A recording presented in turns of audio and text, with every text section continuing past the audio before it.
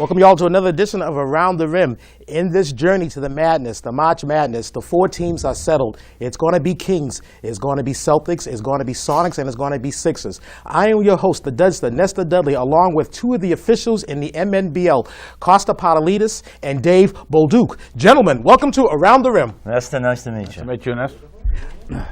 Again, it's my pleasure and privilege to have officials up on the show, and gentlemen, we have a lot to talk about, and we have a short time to talk about it. The top four teams this year, as I just mentioned, the Kings, Celtics, Sonics, Sixers, in this 22nd year of the MNBL. Tell me how the season has gone for you guys. I mean, the referee, I have to tell you something. The referee there's this like love-hate affair going on, because when you're reffing the games, obviously you guys are trained officials, but you're there all the weekends, and the other coaches, 8+ coaches, they see things that you guys do not see, and in my opinion, they probably make it up. Everybody is an official, but only a few wear the black and white striped shirts. Correct. And I coach also, so I see it from that point of view. But I think we get it right most of the time. I mean, you know, we're going to get, it's all about human emotion. People are going to see things. It's about the game. It's about winning. And that's what I think happens is that, like I said, I can see it from a coach's standpoint. The frustrations can come out. And I think what coaches want from a referee is a response. Not a snapback, just like, okay, I'll see what I can see. You know, say guys over the back or something like that, which is one of those top 10 things. What's 3 seconds? Over the back? Call both ways, right? You try to give an explanation and tell, you know, all right, I'm looking for it. Don't snap back, because then you want to get a rapport with the coach and tell him, explain it, you know? Because there are sometimes there's things that go on, and then there's certain players that do certain things. You know, they might put a shoulder in. Watch your shoulder. Your elbow, stuff like that. But it's all about human emotion. And in that gym, I'll tell you, in that, what was it, the Ferryway School? Yes. Oh, boy, that place rocks. I'm telling you, my ears sometimes, whew, boy. But it's fun. I enjoy it. I really do enjoy it. I mean, I like it. And I'm sure if your ears are ringing, Dave, I'm sure it's because the coaches are yelling whatever. If they're not yelling at you guys, they're certainly yelling at the players. Yeah, there's just like a lot of yelling. But you got a crowd. The crowd is, I can't believe the crowd that comes. It's a big neighborhood thing. It's good for the kids. And there's some decent ball players. It's a shame. Some of them should be playing high school ball, some of them that I've seen. It's probably due to other issues, you know, but some of them, there's some good ball players that I see there, that some high schools would take them if, you know. Well, what we like here at the MNBL, the Mall Neighborhood Basketball League, is that we are certainly in no competition with the high school basketball program.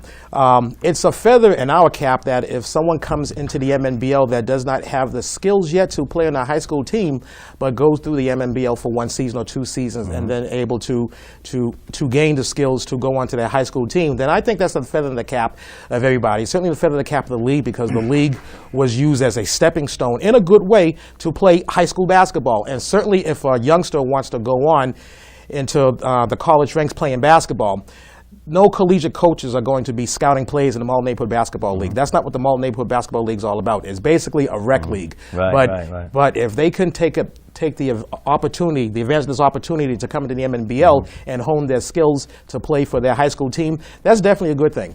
Costa, you've been the official in the MNBL for the past several seasons, and you have recently been promoted last season to head official. So, you know, tell me how it's been. It's certainly been an experience, I would imagine. Yeah, well, I became the head official by accident because the previous head official, Mike Partaledis, tragically passed away 2 years ago. In fact, he died on the court after having just completed a game. And not on our MNBL court. We just have to, we want to stress that. Right. No, it was in Hamilton, at the Hamilton Men's League, and he fell ill and died. So I talked to Kenny, or Kenny got in contact with me. Ken Mazonson, the commissioner of the Mall Neighborhood Basketball League. Great guy. And so one thing led to another, and I said, sure, I'd assign the officials, and so far it's worked out pretty well. We've got a stable of guys that we use, and one girl this year, as you might know. She was the first female referee to ever come here in the 22-year history of the Mall Neighborhood Basketball League, and she officiated 1 game, and personally, I thought she did a fine job. She's pretty good. She officiates other sports, and this is only her first year doing basketball, So I had the confidence in her that she could handle it, and she did. You know, it's a fun league. Are you going to fire me now? What? Are you going to fire me? Well, Hillary we'll evaluate you after the season. Oh, well, Hillary Clinton's running for president. Yeah, I understand. But it's a fun league, and all the credits to the coaches. They volunteer their time.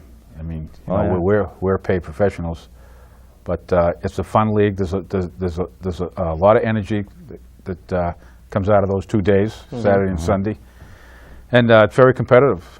You know. Well, yeah, it's very competitive. Yeah, I mean, it's a good age to do that age of teenage boys. Sophomore, juniors, and seniors from right. 16 to 19, 18, 19. And I respect the coaches, their effort. I mean, I know myself when I coach, I put everything into it. You know, when I coach too. Now you coach in what league? I've coached in like the Saugus Town League. It's like in all the levels from like 5th, 6th, 7th, 8th. I've coached CYO. I ran the CYO program, Blessed Sacrament St. Margaret's out of Saugus for 2 years, and I coached the team there. We almost won the state title. And currently I'm coaching AAU Warriors, which conveniently we're right down the street at Malden High. Don Nally, I know him pretty good, and I got a kid from Malden, a 6'6" kid. This kid, Eggy Jacondi, his name is. And we're practicing every Wednesday night at 6 o'clock at the Malden High School. Now, a fact about Don Nally that I'm not sure if you guys realize, Don Nally, head coach for Malden High School basketball, he coached in the MNBL. Yes, I heard that. Yes, okay, yes. That's how he got his start. He was here from the first years of the league, 1986, 1987, he left us. Blocking on what year he left us, but he left us in the mid-'90s, I believe, about 93. About 93, I think. Yeah, I know him because he coached my son who played at Saugus High School. Don, he coached the Bay State game Metro team, and my son made the team, and he played for Don. And I tried to get him the Saugus High job, but I think Malden's happy they have him. But I think he was coach of the year, I believe, last year, Division I. Is that correct? I'm not sure about that, but I know that he did turn around the Malden High School basketball program, and Don Nally, we call him Gipper in the MNBL. Gipper Nally. He certainly knows his basketball, and his son Travis now must be about high school age by now. Is he high school? Yeah. He must starting point guard. Oh, really? Oh yeah, Waldo knows. Do you know what grade, Waldo? Junior. Waldo, that's his real name? Waldo, yes. Waldo worked behind the camera. And they found him. They found him. They found Waldo. Actually, I can give out technicals tonight because I have the magic whistle. You wouldn't be an official. You wouldn't be a referee without your whistle. You know who gave me this whistle?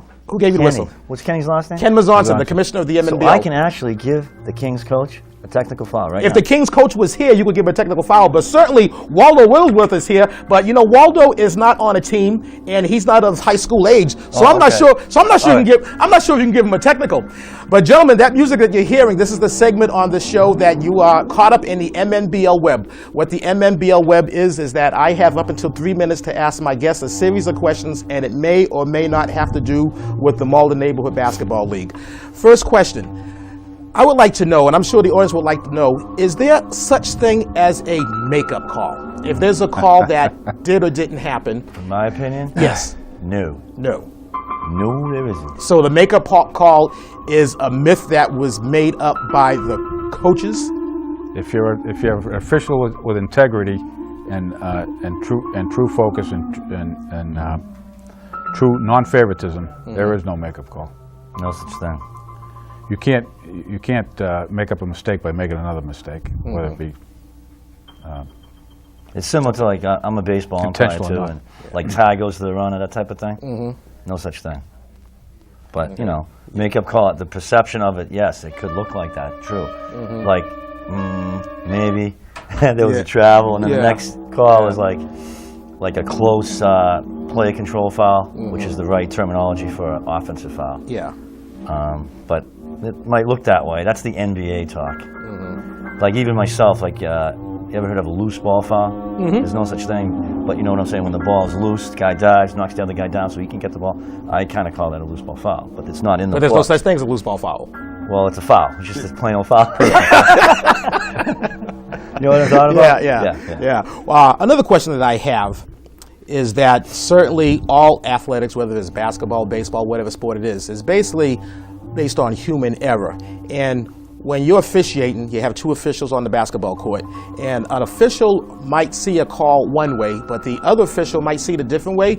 Is there, in basketball, is there a way that, it doesn't happen often, I've seen it happen, that one official would come to the other official and have a conference and say, I seen it this way, or are you sure about that call? Generally, if you take a specific play, there's a trail official, which is the guy outside, and there's a lead official, which is the guy underneath the basket. And if the play is coming towards the lead has the play in front of him, and you hear a simultaneous whistle. Generally, it's the lead's call. Okay. And they'll meet because maybe the lead saw something that didn't see something that the trail did see, and so they'll decide like that. But it's always good to get together on a simultaneous foul. I don't think we It's not. It's usually. It's generally. It seems like it's simultaneous, but you really it's one whistle before the other whistle. Okay. But on a true simultaneous, I mean, you have to. We probably shouldn't tell them all our secrets, Costas. The playoffs are coming up. Well, I don't coach in this league, and if I did, I'm sure my team wouldn't be in the playoffs anyway. But gentlemen, you guys are officially out of the web. So you see, that was very much painless. Back in the studios of ATR Around the Rim, I'm your host, the Nestor Dudley, along with the two officials here, Costa, Partaledis, and Dave Bolduc. Let's talk about the four playoff teams as you see them. The first show of this year, myself and Brad with Benton predicted that the Kings and the Celtics were going to meet in the championship game, the big dance. I picked Celtics, he picked Kings. But let's go from first to fourth. Talk about the Kings. I mean, this Kings squad is basically the same squad from last year. They graduated a couple of seniors. This Kings squad went to the big dance last year. They didn't fare well against the Bullets. But this Kings squad, first time in a 21-year history of the Kings that they finished in first place. Yeah, Very strong team. They got the two big guys underneath. Yeah. Steele and Rogers. Yeah, Danny Suter is the guard. If you have a good point guard that can dish, and two big guys that can are not afraid to mix it up underneath and get easy baskets, and especially on fast breaks. I thought from the beginning of the season, I thought they and the Celtics were pretty evenly matched, and I still think that's the case. Yeah. And talking about the Celtics, the same boat as the Kings as far as they have the same team basically as last year. They graduated a couple of guys. Last year's team did not make it to the madness, but certainly this year's team is in the madness. Celtics team is the only other team that has never finished in first place, and they almost did that this year. Right. Well, the Kings, they're tough. Celtics are tough. I think they went head-to-head once this year. I think I had them. Wasn't that 2 weeks ago, I believe? Everybody plays each other twice, so it was a couple weeks ago that they went head-to-head. It was that overtime game. The overtime where game. the Kings won in the overtime. Yeah. Yes, sir. The Kings are tough. At times, the perimeter shooting, but they're so tough inside. Perimeter shooting can be, but if they run and get the rebounds and keep composure, they got maturity. This is the Kings you're talking about, or the Celtics? The Kings. Okay. Kings. Oh yeah, they get the strength. They got the kid there. What is it? Steele. They got Steele and Rogers right in the paint. up front, and then they got Suter's their point guard. Suter. Yeah, he's experienced. He can drive to the hole. He's mature. And the only thing sometimes is that the perimeter game, they got to hit some shots. Sometimes they don't shoot, and they got to open it up a little bit. If they open it up, right, they're tough inside. And if they keep their composure, sometimes they get a little intense. We forgot to mention the other small guard they have too. The kid Leslie Philippe? Yeah, the kid that wears the Yes, Leslie Philippe. Very good. Yeah, Philippe. Quick. He's got the quickness.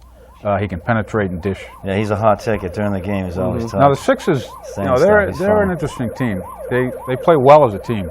It seems like they like to move the ball, dish the ball, really distribute it pretty well. But they go through stretches where they just, they lose it. They lose their concentration or something, and they fall behind. And but if they can keep that concentration throughout, they'd be tough. They're going to be tough to handle. I just think the only thing, the only weakness they have is their perimeter shooting. If they hit their perimeter shots, that opens up everything for Rogers and Steele. That sounds like a law firm, Rogers and Steele. Rogers and Steele. Yeah. Where's the fourth team we didn't mention yet? We haven't mentioned the Sonics yet, but before we mention the Sonics, this is the part where we go into the Rollins as you hear the music. So, R.A., I'm ready. So when you're ready, you can put up the Rollins, and we'll talk about this, and we will close out the show. First game, Sonics Kings. The Kings 56, the Sonics 39. The Sonics high man was O'Brien with 12 points. Kings Suda let all score with 13 points. Second game, Sixers Hawks. Sixers 66, Hawks 42. Lou high man for the Hawks, 11 points. Cherado let all scores with 13 points. The Sixers improve, Hawks drop. Third game, Bullets Lakers. Bullets 50, the Lakers 27. Parnell low ISO, high man for the Lakers, 7 points. And this game, Celtics Bullets, as Spencer with he own cleanup. Skane beyond the arc, where everything is 3. Mothersill, backdoor swerving. Weiner gets the and one. Weiner attacks the rack. Spencer strokes a deepen. Bobby Skane, player hater on a rookie. Celtics swinging it around the horn.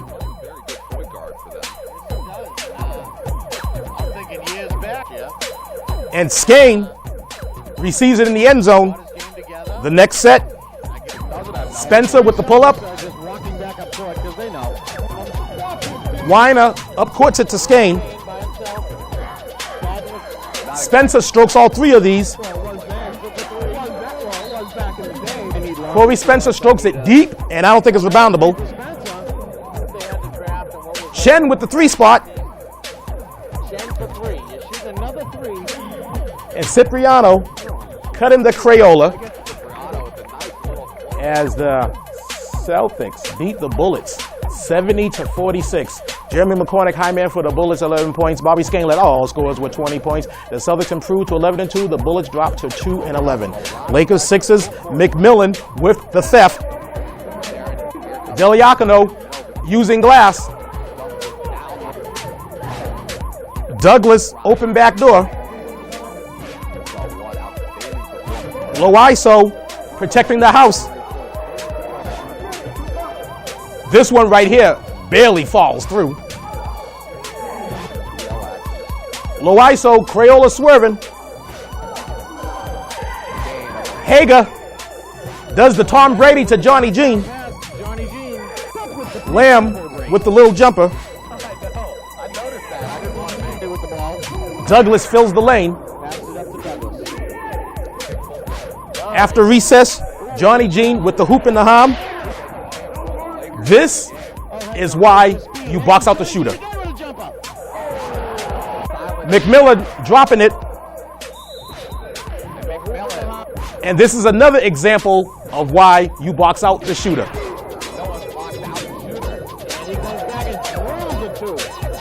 Johnny Jean. John Jean, he's going coast to coast. He left Bunker Hill. He ended up in Beverly Hills. Touchdown.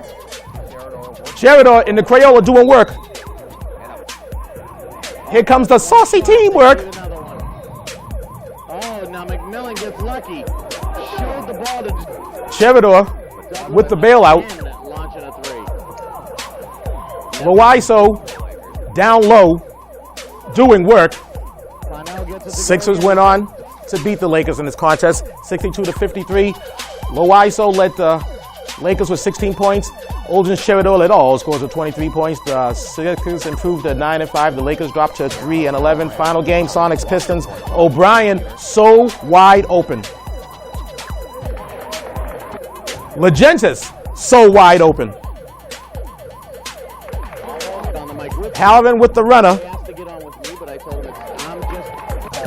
Ghana straight to the rack. Washington cleaning it up.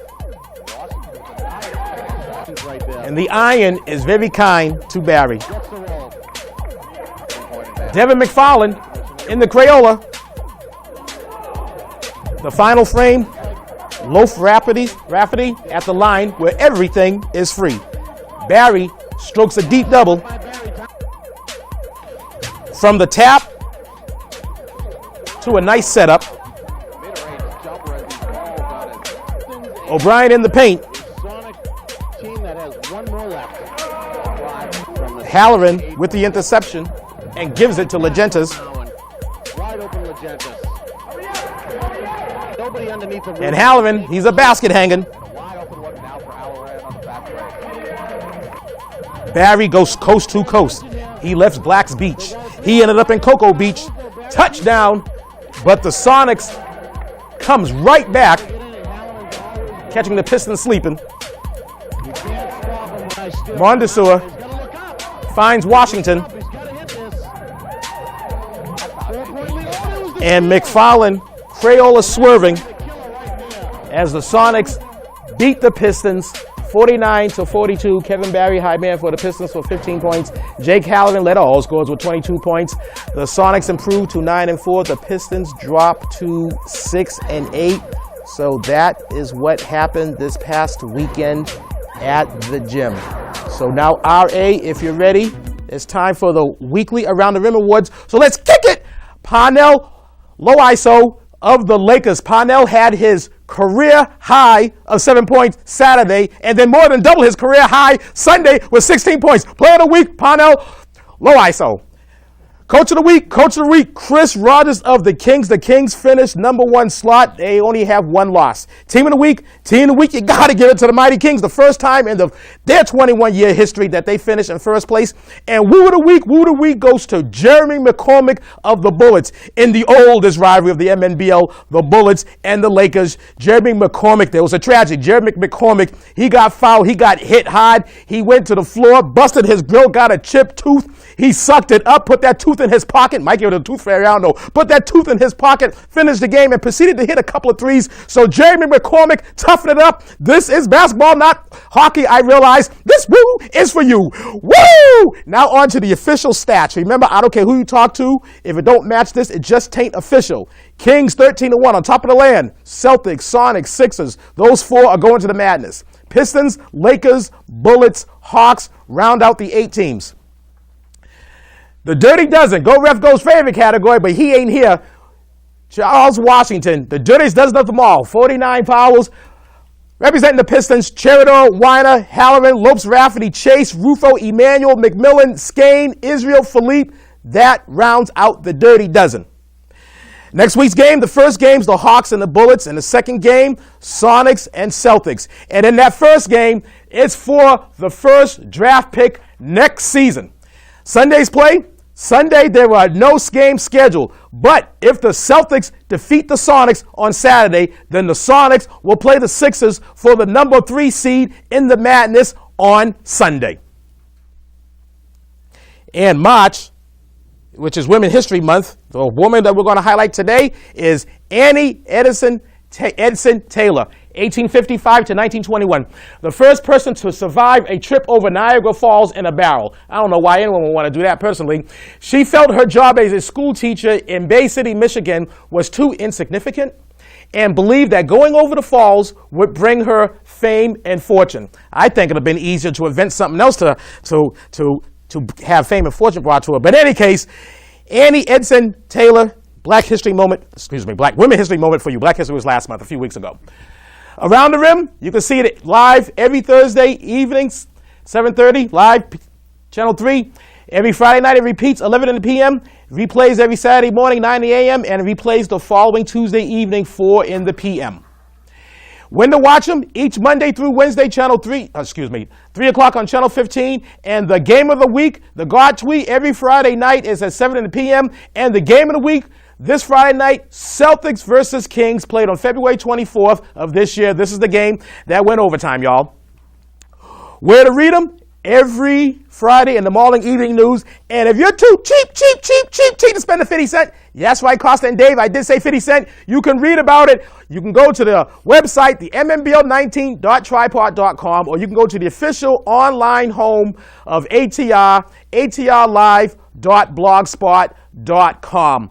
Before I forget, because I always tend to forget this, next week's show is the 1 hour All Madness special. So this show will be on 7 o'clock in the p.m. from 7 to 8. We're going to have King representation, Celtic representation, Sonic representation, and Sixer representation. And gentlemen, these last few minutes, I think we have like about a good 4 minutes left in the show. In these last 4 minutes, you are right. There's one team that we really haven't talked about that's in the madness, and that's the Sonics. And we really haven't talked all that much about the Sixers, but the Sonics right now in third place. If the Sonics win, they have third place locked. If the Celtics beat them, the #2 seeded team, the Sonics will have to play the Sixers Sunday for their third slot. And then the winner of that, their reward's playing the Celtics. What kind of a reward is that? I don't know, but the Sonics. Sonics. What do you think of the Sonics? They're good. They have a good shooter. Jake Halloran. Exactly. Yep. They have a coach that certainly motivates them. Which would be Chuck Rogers, the older brother of Chris Rogers. I've said it time and time again. Chuck Rogers is older. Chris Rogers is cuter. Wait. What's that? That's the big guy, the coach. No. That's Gary Rogers. He's the one with the Marlin Cyclone. That's Gary You got Rogers. to He's be a one of the Rogers to be a coach. Did you know that? No, I didn't know that. and he's one of the football coaches for the Malden High School football team. Are they related to Roy Rogers? You know, they got the cowboy guy. Is it Roy Rogers? Wasn't he a I don't know about that. I don't know the cowboy hats in the gym. I don't know the I don't complete. I don't know the complete Rogers family tree, but Oh, well, I'll just ask him. He's the big guy that scared me the first week I was there. That last year. This the football coach guy. I was like, whoa. Yeah, well, the Sonics are a strong third, right? They're in third. the Sonics are in third right Yeah, now, and and they- if the Sonics beat the they- Celtics, yeah. the Sonics have third. So basically, the only chance that the Sixers have of coming in third place is if the Celtics beat the Sonics I out. liked them earlier in the season, too. They must have Sonics. stumbled a little bit in the middle, but The Sixers? looks like they're finishing strong. No, the Sonics. The Sonics. Yeah, the Celtics are tough with Skane, the shooter. Yeah, Skane got- is. you If, can't- if they're on their game, boy, they're I a mean, tough team to beat. Skane hits three-pointers like they're foul shots. Yes, You don't I mean, he's like, he doesn't even have to jump. Yeah, with ease. Yeah, he's like that bird type of shooter where, And they But, don't get flustered when they've gone through periods where Yeah. they go through dry periods and not playing well, and it doesn't seem to bother them. It doesn't fluster them. You can see it on the court. They just keep playing. To me, that's a sign of an experienced team because Yeah. this team have been together now for the most part for 3 years. Yeah. The core Yeah, group of yeah. these guys yeah. on this team. It seems like that's how the league goes. Like then next year you might be like the Lakers right now. Next year they'll get the higher pick. Well, they have the draft, Yeah. so that's. Right, yeah. But nothing. That's always in But motion. I got to tell you, nothing's ever guaranteed in the draft. Yeah, Some Right. that's true. some of the greatest players in the Yeah. MNBL have had their best games at the draft. Yeah, right. You got to. Haven't the Sixers gone the longest without a title out of these four? Exactly. The Sixers have, 1997 was the last time that the Sixers won a title. And an interesting fact that in 1994 and 1997, the coach of the Sixers was Chuck Rogers. He's the head coach of the Sonics today. Right. And then Chuck Rogers, he left after the 97 season. Actually, the 98 season, I believe, he left.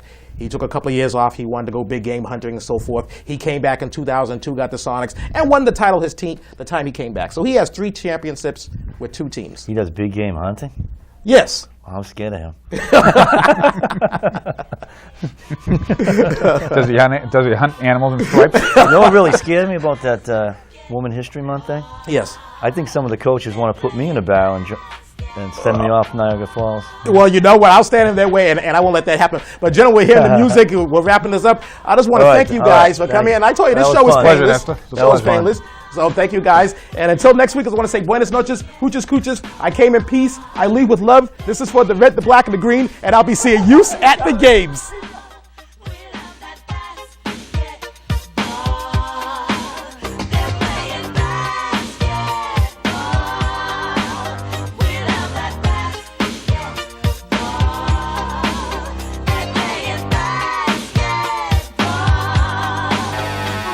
Now rapping basketball, number 1, Curtis Blow. Basketball is my favorite sport. I like the way they dribble up and down the court.